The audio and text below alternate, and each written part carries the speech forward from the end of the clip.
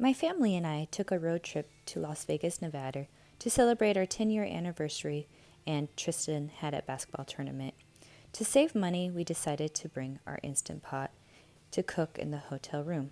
Now, I did call ahead to make sure I could bring my Instant Pot. When we got there, we were so hungry, so the first recipe is chicken fajitas. I pre-sliced 1 bell pepper and a half an onion, and then I cut about 3 chicken breasts. Next, I added 1 package of fajita dry mix to my Instant Pot. And then you'll want to add just a little chicken broth, about 1/4 cup.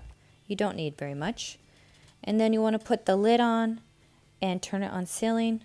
Then you want to turn on the manual button and you want to cook it for 2 minutes and let it naturally release for about 5 minutes. While we were waiting, we decided to go downstairs and watch the water show. When we were done, we came back up, released the valve, open it up, and then stir it one last time. Now for me, I like my tortillas hot, so I brought my little burner and I heated up the tortillas and added a little cheese before I added my chicken fajitas to my tortilla.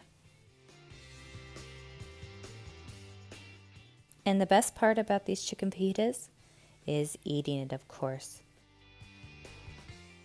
Now the next morning, we used the Instant Pot to cook some scrambled eggs and bacon before heading to Tristan's basketball tournament.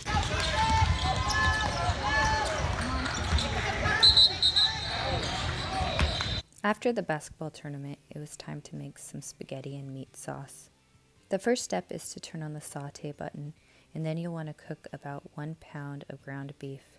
I pre-chopped up 1 bell pepper and a half an onion and added it to the pot, and then you want to stir it together. I added some garlic powder and some seasoned salt. It's basically to taste, and then just stir it up again until the meat is no longer pink. And then you want to add some spaghetti noodles. I like the thin spaghetti noodles. And then 1 can of diced tomatoes and 1 can or jar of spaghetti sauce. And make sure your pasta is fully covered with the sauce, and then you want to put the lid on. I forgot to mention that I already turned off the saute button. And then turn your valve to sealing, and then we are going to press the manual button, and we want to cook it for 2 minutes, and then we are going to let it naturally release for 5 to 10 minutes. And while we were waiting for our spaghetti to get done, we decided to watch the water show from our hotel window. After about 7 minutes, I went ahead and released the valve, and of course opened up the lid. Now you'll want to stir all the ingredients up together so it is fully coated. And the last thing there is to do is add a little Parmesan cheese and go ahead and scarf it down. The next day, we decided to take a tour of downtown Las Vegas before I headed to a YouTube meetup to meet Sean and some other YouTubers. Hey guys, don't forget to like and share this video if you enjoy watching. When we got back to our room, we were hungry, so we made BBQ chicken sandwiches in the Instant Pot. So the first thing you want to do is add about 3 big chicken breasts and about 1/4 cup of chicken broth.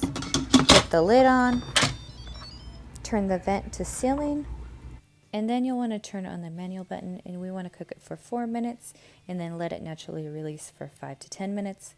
While we were waiting, we decided to go swimming at the pool. After getting back to the room, it was time to release the valve and open up the pot. Next, you'll want to shred the chicken and also dump out the extra liquid.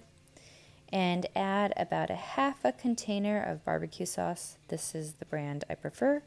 Go ahead and stir that all together and then put it on some hamburger buns. Now for me, I like to add a slice of cheddar cheese with a little bit of iceberg lettuce. Put the top of the bun on and go ahead and eat it. Thank you guys so much for watching. If you'd like to see any more videos, click these links below.